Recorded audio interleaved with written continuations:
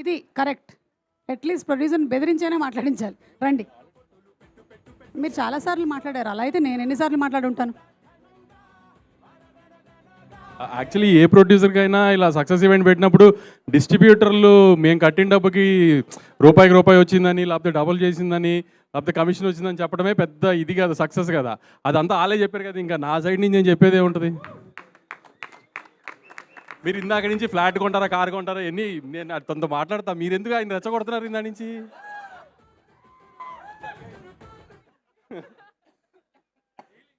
మీకు నాకు అంటే సంవత్సరానికి 2-4-5 సినిమాలు ఉంటాయి, మన 10 ఈవెంట్లు ఉంటాయి, 20 ఈవెంట్లు, మనం ఏం తర్వాత మాట్లాడుకోవచ్చు కదా.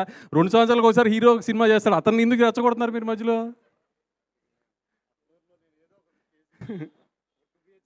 మన ఇద్దరిని కలిపి కొంటది ఆవిడ, మీరు ఆవిడికి మనం గిఫ్ట్లు ఇవ్వడం ఏంటి?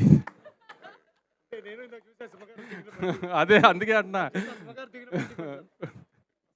ఇక్కడ నుంచి ఓవర్ టు నవీన్. ఇంకా నా మంత్లీ ఈఎంఐ మీకు పంపిస్తూ ఉండండి.